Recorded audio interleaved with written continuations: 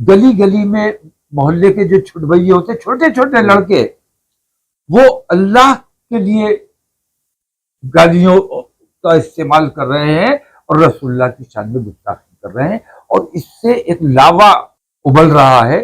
और ये लावा अगर फट गया तो देश के हालात बहुत है कि ये अलगाववादी जो हिंदूवादी है, ये असल आतंकवादी है कि 100-200 आदमी मिलकर एक आदमी को मार डालते हो। ये इंसानियत है?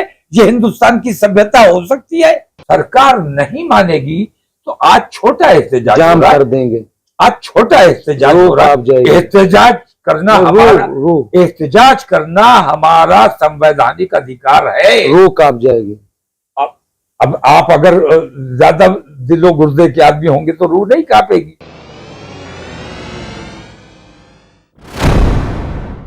आदाब, मैं हूं मुमताज आलम रिजवी और इस वक्त मैं मौजूद हूं नबीर आला मौलाना तौकीर रजा साहब के साथ। मैं उनसे कई इशू पर बात करूंगा। अभी उनका एक बयान जो सामने आया है कि अगर हम सड़कों पर उतरे तो रूह कांप जाएगी, सरकार की तरफ इशारा था, लेकिन जाहिर है कि आप समझ रहे हैं कि उसको किस तरह से डाइवर्ट किया जा रहा है। लेकिन हकीकत यह है कि प्रोटेस्ट तो किया जाएगा, आवाज तो उठाई जाएगी। आइए जानते हैं कि आखिर क्या तैयारी है प्रोटेस्ट की। बहुत बहुत इस्तकबाल है सर।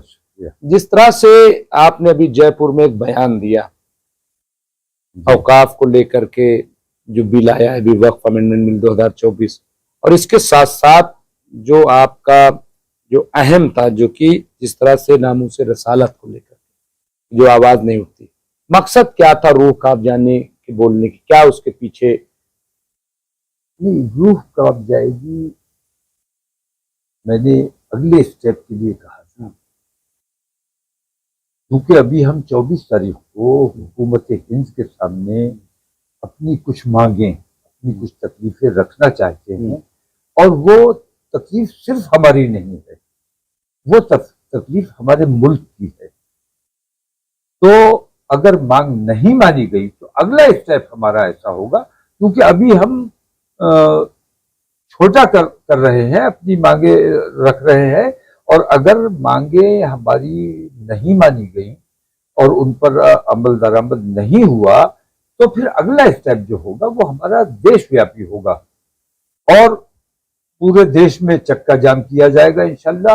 और मुस्लिम पूरे हिंदुस्तान के बाजार बंद कराए जाएंगे और पूरे हिंदुस्तान को दिल्ली में जमा किया जाएगा।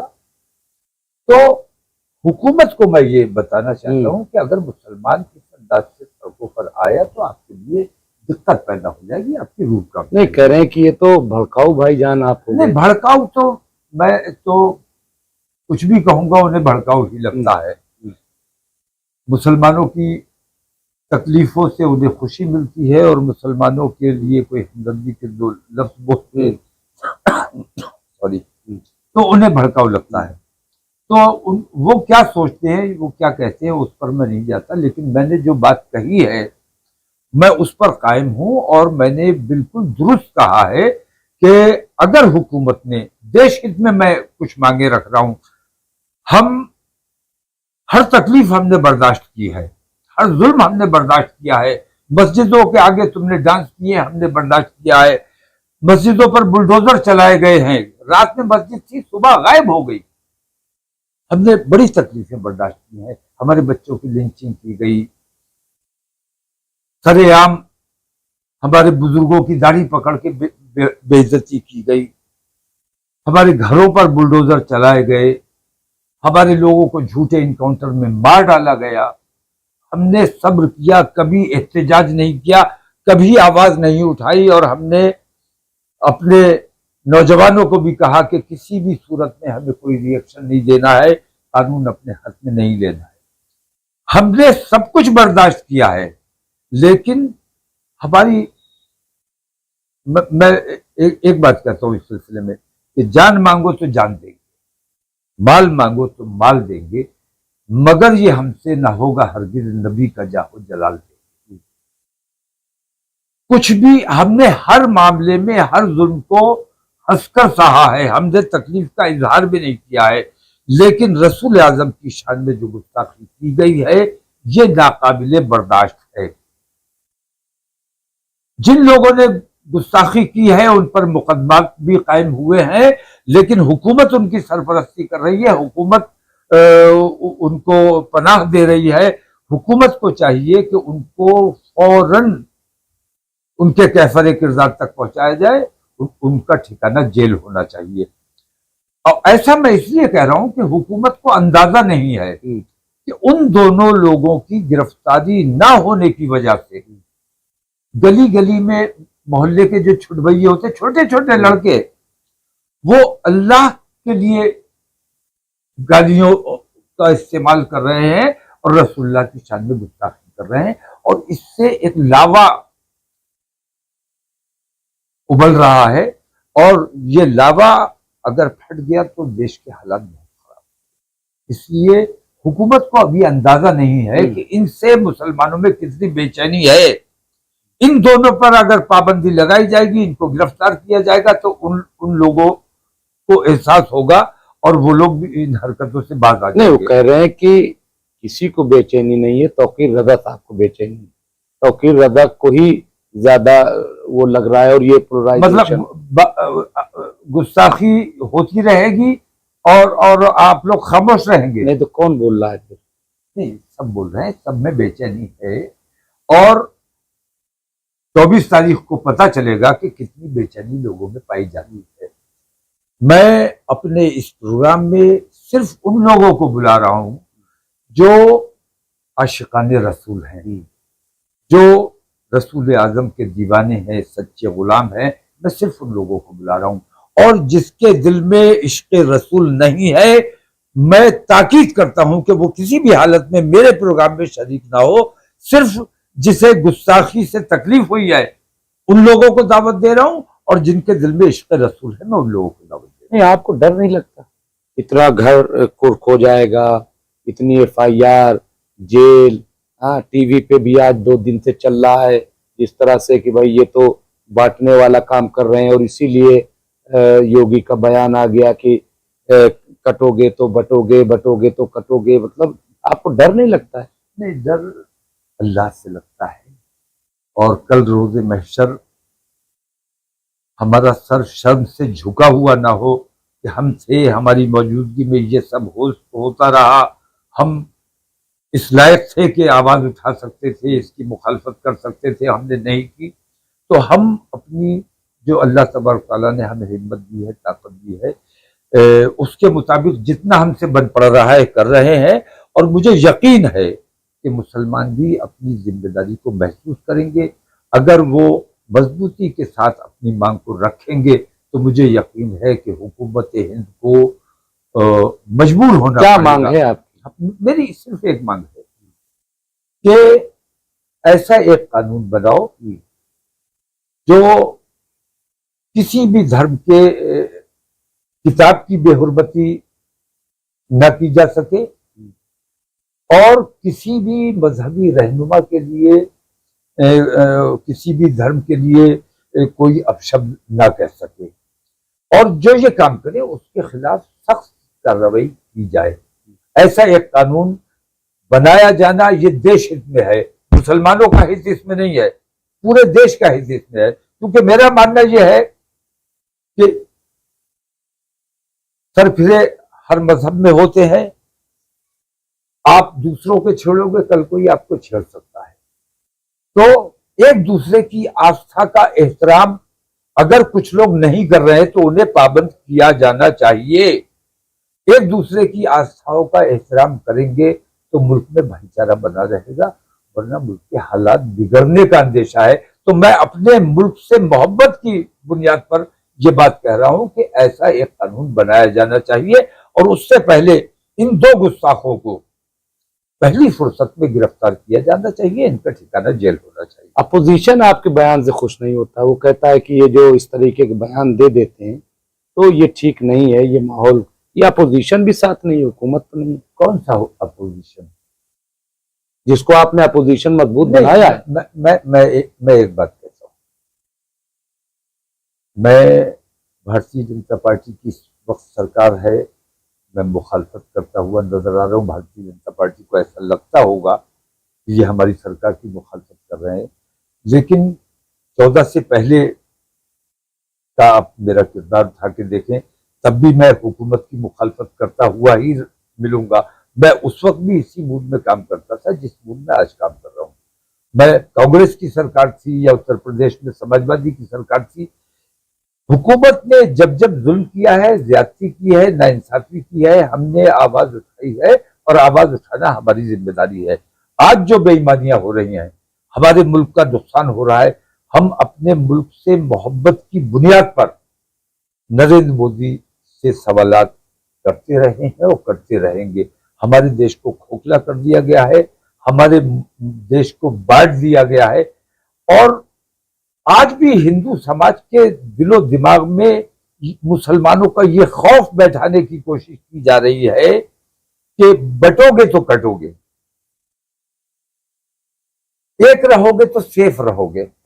अब ये बताइए कि ये किसको किससे क्या खतरा है? क्या थोड़े से मुसलमानों से हिंदू समाज को खतरा हो सकता है?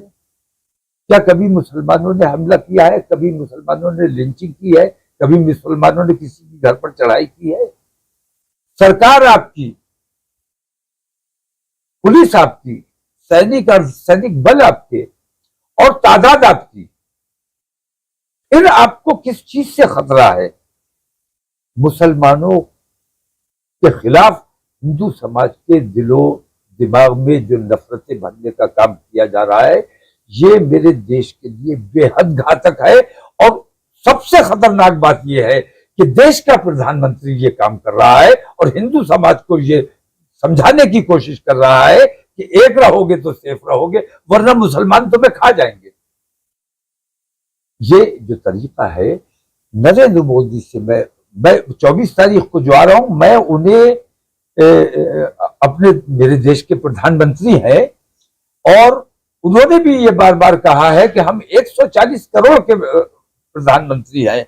मैं उन्हें ये एहसास कराना चाहता हूं कि आप किसी धर्म विशेष के या समाज विशेष के प्रधानमंत्री नहीं है, आप हमारे मुल्क भारत के प्रधानमंत्री है और भारत के 140 करोड़ लोगों के प्रधानमंत्री है। आपको किसी के साथ नाइंसाफी और किसी का तुष्टीकरण नहीं करना चाहिए।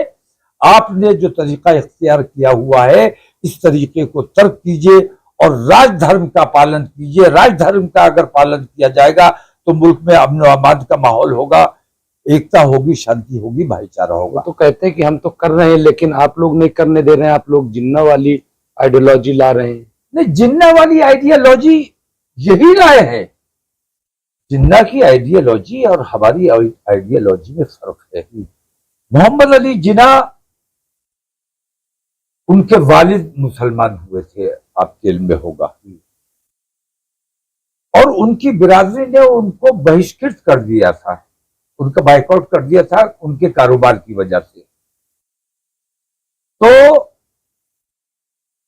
जिन्ना साहब के दादा की बेइज्जती की वजह से जिन्ना के वालिद ने अपने समाज को सबक सिखाने के लिए, नाराजगी का इजहार करने के लिए, ये गुजराती बनिए हैं ये लोग, और इन्होंने इस्लाम धर्म कबूल किया। ये बात मैं बिल्कुल वाज़ेह कर देना चाहता हूं कि उन्होंने इस्लाम से मुतासिर होकर इस्लाम नहीं अपनाया था, बल्कि अपने हिंदू समाज को और अपनी बिरादरी को अपनी नाराजगी दिखाने के लिए इस्लाम धर्म को अपनाया था। और मोहम्मद अली जिन्ना फिर भी अपने आप को मुसलमान नहीं मानते थे। मोहम्मद अली जिन्ना जब इनका गुस्सा अपनी बिरादरी और समाज के लिए इन लोगों ने देखा, जो हिंदूवादी उस वक्त के संगठन हुआ करते थे, तो जिन्ना साहब के उस गुस्से का, उस नाराजगी का इस्तेमाल किया गया और जिन्ना को बाकायदा प्रोजेक्ट किया गया। और ये काम उन लोगों ने किया जो हिंदुस्तान में मुसलमानों को कमजोर कर देना चाहते थे। हिंदुस्तान में बंटवारे की असल वजह मुसलमान नहीं है, बल्कि वो हिंदू हैं जो अपने हिंदू भाइयों से, अपनी बिरादरी के लोगों से बदला लेना चाहते थे, मोहम्मद अली जिन्ना ने अपनी बिरादरी से और अपने समाज से बदला लेने के लिए हमारे देश का बंटवारा करवाया, और उसका इल्जाम हम पर आज तक लगा हुआ है कि मुसलमानों ने बंटवारा करवाया। मतलब आप सच्चाई यह है कि मुसलमानों ने बंटवारा नहीं करवाया है। जिन्ना ने अपने हिंदू समाज से और अपनी बिरादरी से बदला लेने के लिए, हमारे मुल्क को नुकसान पहुंचाने के लिए मुसलमानों को कमजोर किया है। वरना पाकिस्तान किसी मुसलमान ने नहीं बनाया, पाकिस्तान भी हिंदुओं ने ही बनवाया है। नहीं, बात यह है कि आपने अपने एक बयान में कहा कि अगर आप पर कोई हमला करे तो आप 100 को न पकड़ पाओ, एक को तो पकड़ो। कतई मुझ पर अगर कोई हमला करे तो अपनी जान की हिफाजत करने का हक मुझे हासिल है, कानूनी अधिकार है मेरा। अगर मुझ पर कोई हमला करने आता है तो हर शख्स अपने ऊपर हमला करने वाले को बचकर नहीं जाने देगा। तो अगर 1000 आदमियों ने भी हमला कर दिया है तो उनमें से एक को तो पकड़ सकते हो। सर झुका के हमें खड़ा नहीं होना है कि आओ भाई हमें मारते रहो। नहीं कह रहे, यही तो भड़काऊ। ये भड़काऊ नहीं है, ये भड़काऊ नहीं है कि 1000 200 500 लोग इकट्ठे होके 200 कुत्ते शेर पर हमलावर हो जाते हैं। ये बड़ी बहादुरी का काम है, और मैं तो बोल रहा हूं वो भड़काऊ बात हो गई। उसकी मुखालफत की जानी चाहिए कि 100-200 आदमी मिलकर एक आदमी को मार डालते हो। ये इंसानियत है, ये हिंदुस्तान की सभ्यता हो सकती है। हिंदुस्तान को बदनाम करने का काम ये हिंदूवादी संगठन कर रहे हैं, जो हिंदू समाज का नुकसान करने का काम कर रहे हैं। असल में वो मुसलमानों का नुकसान कर ही नहीं रहे। हिंदू समाज को ये दिखाया जाता है कि हम मुसलमानों का नुकसान कर रहे हैं, लेकिन असल में वो हिंदू समाज का नुकसान कर रहे हैं। जैसे हमारी बेटियों को मुर्तद बनाया जा रहा है, बहकाया जाता है, और हजारों वाक़यात ऐसे हो गए कि हिंदू लड़के मुसलमान लड़की ले गए। कमजोर दीन, कमजोर ईमान के जो लोग हैं, हम खुद ये चाहते हैं कि वो हमें छोड़कर चले जाए, हमें उनकी जरूरत नहीं है। लेकिन मैं ये कहता हूं कि वो लोग जो हिंदू मुस्लिम लड़कियां ले गए, तो वो उन पर अधिकार तो हिंदू लड़कियों का था, उनकी बिरादरी की लड़कियों का था, उनके समाज की लड़कियों का था। तो हिंदू समाज की लड़कियों का अधिकार मारने का काम कौन कर रहा है? वो हिंदूवादी संगठन कर रहे हैं, जो अपने आप को हिंदुओं का हितैषी बताते हैं। जैसे मैं हिंदू मुसलमान की बात, मुझ पर ये मीडिया ने इल्जाम लगाया है। मैं सेकुलर आदमी हूं और अपने हिंदुस्तान के बारे में सोचता हूं और अपने देशवासियों के बारे में सोचता हूं। मैं जितना मुसलमान के लिए सोचता हूं उतना मैं अपने हिंदू भाइयों के लिए, हमवतन भाइयों के लिए भी सोचता हूं। मैं ये सोचता हूं कि जैसे चेतन, आपको याद होगा, जो ट्रेन में सरकारी गन से उसने 3 मुसलमानों का कत्ल कर दिया, तो वो तो मर गए, आजादी मिल गई, तमाम दुनिया के झंझट से फारिग हो गए। लेकिन चेतन का क्या हुआ? उसे क्या फायदा हुआ? चेतन की नौकरी गई, चेतन जेल में पड़ा हुआ है, उसके घर वाले किस तकलीफ से गुजर रहे होंगे। और अगर कहीं से थोड़ी बहुत इमदाद मिल भी जाती है तो उस इमदाद से वो खुशी और वो मुसर्रत तो हासिल नहीं हो सकती जो जो जो हमारा भाई, हमारा बच्चा हमारे साथ रहता है। वो खुशी रुपए में नहीं तोली जा सकती। जैसे अभी बहराइच में जो वाकया हुआ, मैं उस बच्चे की मौत की मजम्मत करता हूं, लेकिन ये भी गौर करने की बात है, सोचने की बात है कि किसी के घर पर हमलावर हो जाओगे। आपने गौर नहीं किया, वो तन्हा नहीं था, जो छत पर चढ़ा था वो तन्हा नहीं था, नीचे एक भीड़ थी और छत पर भी भीड़ थी। क्योंकि याद करिए, जब उसने हरा झंडा उखाड़ा है और रेलिंग गिराई है, तो भगवा झंडा उसको किसी ने दिया है, तब उसने लहराया है। आपने देखा है ये? तो इसका मतलब ये कि छत पर भी वो तन्हा नहीं था, छत पर भी और लोग थे और भीड़ थी। और इनकी गलती ये हुई, वो क्या नाम है बच्चे का, गोपाल मिश्रा, उसकी गलती ये हुई क्योंकि रेलिंग टूट गई थी। जिस रास्ते से वो गया था, अगर उसी रास्ते से वापस आता तो शायद उसके साथ ये हादसा ना होता, लेकिन रेलिंग टूटने के बाद इस रास्ते से वो वापस नहीं आ सकता था, तो वो जीने में गया, नीचे घर में उतर गया। घर वालों को ऐसा महसूस हुआ कि अब हमारे छत के जरिए, जीने के जरिए अब हमारे घर पे हमलावर हो रहे हैं, ये लोग जो दरवाजे पर खड़े हुए शोर मचा रहे हैं, ये अब घर में घुस रहे हैं। तब उन्होंने मज़ाहमत की है और एहतजाज किया है। तो एक वाकया इससे पहले हुआ था कासगंज या कहाँ हुआ था, मैं याद नहीं आ रहा, गुप्ता एक लड़का मारा गया था, मैं भी जाना चाहता था, मुझे पुलिस ने नहीं जाने दिया। तो किसी मुसलमान ने उसके साथ जाति नहीं की। इन्हीं लोगों ने, ये लोग खुद अपने लोगों को मारते हैं और कहते हैं इन्होंने बम मारे और कह दिया मुसलमान ने मारा है, इन्होंने अपने लोगों को मारा और कह दिया मुसलमान ने मारा।